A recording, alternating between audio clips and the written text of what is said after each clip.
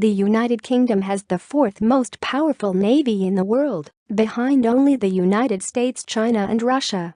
Moreover, being a European naval power in the North Atlantic means that Britain can have a large influence on Western goods flowing into and out of Europe. Furthermore, this power is also shown in Gibraltar, where they have recently announced to expand the dock to accommodate the Queen Elizabeth-class supercarriers. Britain may also have the capability to cut off Europe from the Atlantic, similar to World Wars I and II.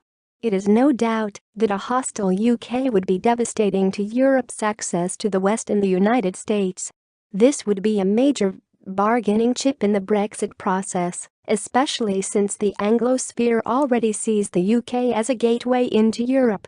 Britain relies heavily on Europe for trade. In 2015, Britain's exports the EU made up 44% of all goods and services exports, valuing at around £223 billion, while 55% of imports came from the EU, valuing around £291 billion. This shows the vital dependence the UK has on the EU. Moreover, while damaged by the loss of the UK as a trading partner, the EU would not be damaged as bad as the UK would be. This shows that the UK has a couple options in regard to the EU. 1. The UK could set a diplomatic stance towards the EU like it has been in the past, although given the current political climate this option is starting to look less viable.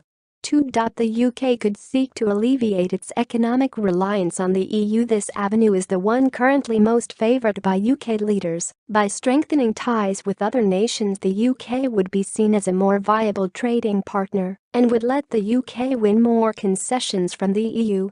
3. The UK could become absolutely vital to the EU if the UK offered something like energy to the EU and made it less reliant on Russian power. It would become an indispensable trading partner. It would secure its ties to the continent, although how viable this idea is questionable, and I am still looking into the possibility of buying desert to convert it into solar fields.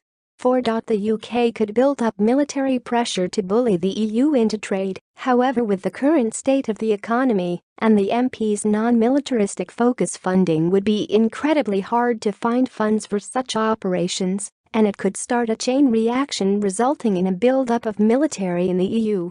Also, the UK used 15 NATO planes to monitor its airspace and sends patrol ships instead of actual warships to escort Russian ships and planes out of British waters and airspace. The UK